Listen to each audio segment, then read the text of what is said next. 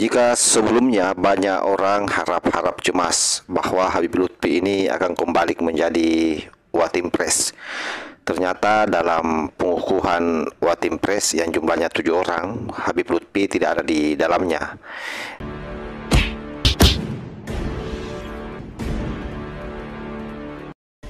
Mengingat dan seterusnya, memutuskan, menetapkan dan seterusnya.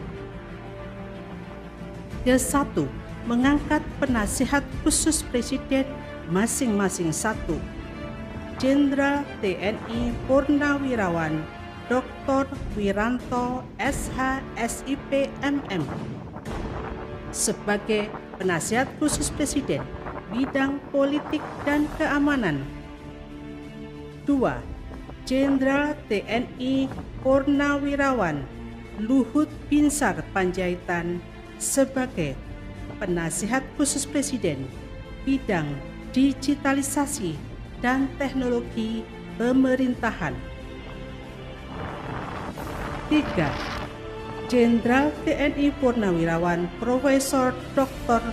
Dudung Abdurrahman SEMM sebagai penasihat khusus presiden bidang pertahanan nasional, Ketua Komite Kebijakan Industri Pertahanan. 4. Profesor Bambang Permadi Sumantri Brojonegoro PhD sebagai penasihat khusus presiden bidang ekonomi dan pembangunan nasional. 5. Profesor Insinyur Purnomo Yusgiantoro MSc MA PhD sebagai penasihat khusus presiden bidang energi. 6. Profesor Dr. Muhajir Effendi sebagai penasihat khusus presiden bidang haji. 7. Letnan Jenderal TNI Purnawirawan Profesor Dr. Terawan Agus Putranto sebagai penasihat khusus presiden bidang kesehatan. Bisa saja Pak Prabowo tahu bagaimana resistensinya Habib Lutfi hari ini dengan orang-orang Nusantara, di mana kita tahu ya bahwa ada beberapa hal yang terjadi di negara ini, khususnya terkait dengan pemalsuan sejarah yang disinyalir ada hubungannya dengan Habib Pekalongan tersebut, termasuk sejarah NU, dan bahkan ada proyek makam palsu yang lagi giat-giatnya dibersihkan hari ini oleh para warga Nusantara, dan rata-rata menyebut oknum Habib Pekalongan itu di belakang mereka. Tetapi yang jauh lebih penting yang saya akan coba uraikan kepada seluruh netizennya, bahwa hal ini saya kira baguslah karena Habib Lutfi tidak lagi dipercaya sebagai Watimpres. Karena bagaimanapun juga dengan pemalsuan sejarah yang dia lakukan itu sama saja dia berupaya mengubah persepsi publik tentang organisasi, khususnya Nahdlatul Ulama, yang pada akhirnya akan merusak kredibilitas dan kepercayaan masyarakat terhadap organisasi. Kenapa? Karena itu tadi akan ada distorsi sejarah yang berbeda dari akarnya organisasi ini muncul, lalu tiba-tiba kemudian ada orang yang begitu berani memplesetkan sejarah tersebut. Tentu dengan memasukkan fakta, pelaku tidak hanya menipu orang lain, ya, tetapi juga berupaya menutupi sejarah asli yang dapat berfungsi sebagai pelajaran berharga bagi generasi mendatang, terutama bagi kaum Nahdien ini, generasi-generasi muda kita.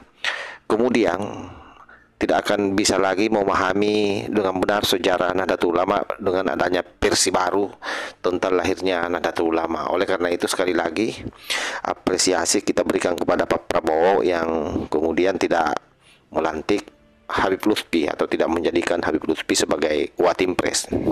Selain itu, saya kira ya bahwa memang Pak Habib Lutfi ini kita sudah tahu semua, ada banyak viral beredar bahwa pemalsuan makam itu di belakangnya beliau. Nah, ini saya kira hal yang sangat tidak bermoral. Tindakan ini merupakan tindakan yang sangat tidak bermoral karena kita bisa menganggap bahwa dia melanggar norma-norma keagamaan serta adat istiadat, dan ini bisa berdampak pada pelecehan terhadap leluhur ya.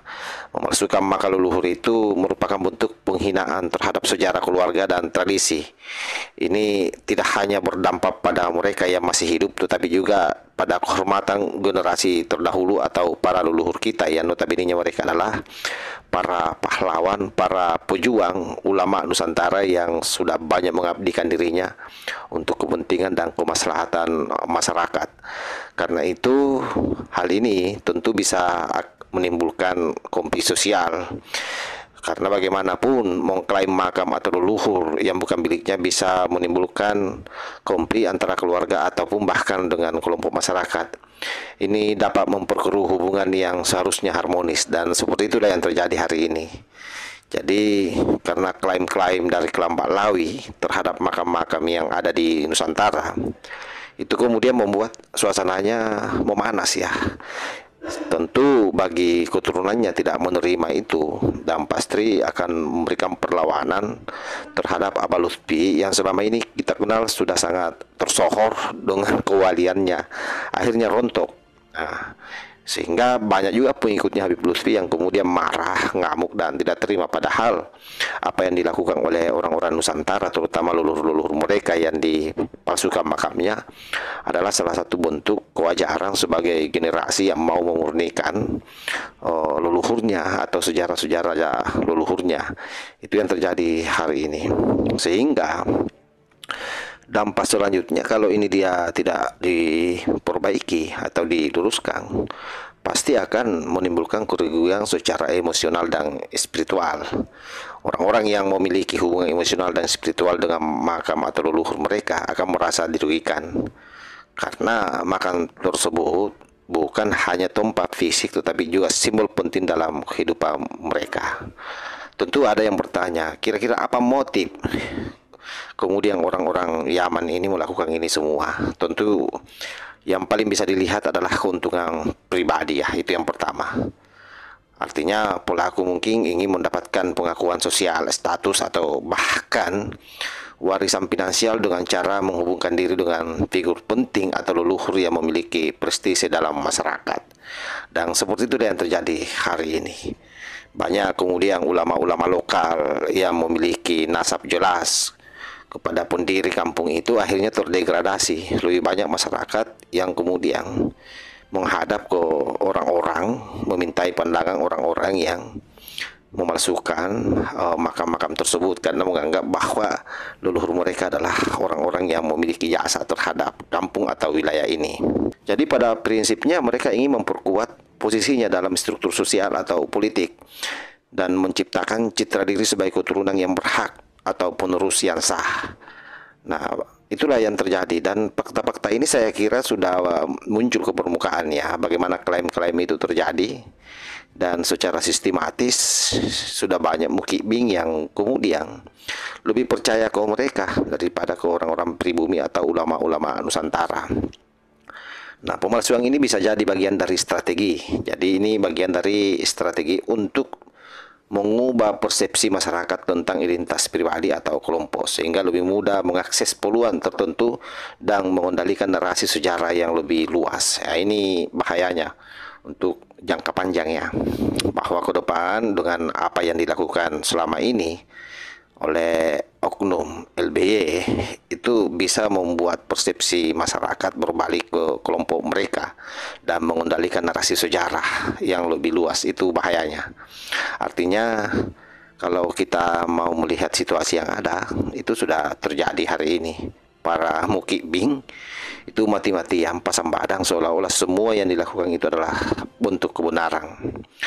Oleh karena itu, sahabat, pemalsuan sejarah organisasi Nahdlatul Ulama maupun manipulasi makam-makam leluhur, tentu kita harus bersepakat bahwa ini tindakan yang sangat kurang ajar, berbahaya karena merusak kebenaran dan bisa menimbulkan konflik sosial, dan paling penting lagi adalah mengaburkan identitas sejati.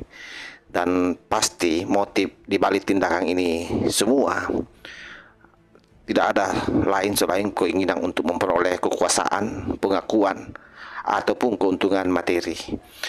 Oleh karena itu penting bagi masyarakat untuk waspada terhadap tindakan-tindakan semacam ini dan terus melindungi sejarah dan tradisi dari distorsi demi menjaga integritas budaya dan sosial kita. Saya kira begitu sahabat ya. Jadi sekali lagi kita sangat berterima kasih terhadap Pak Prabowo karena kemudian tidak ada nama LBY sebagai Watimpres. Kita berharap ke depan Pak Prabowo sebagai presiden bisa menjadi pengadil terhadap adanya diskursus nasab hari ini yang sudah berjalan kurang lebih 2 tahun demi untuk memproteksi orang-orang Nusantara, memproteksi rakyat Indonesia. Wallahul muwaffiq ila aqwamit thoriq. Wassalamualaikum warahmatullahi wabarakatuh.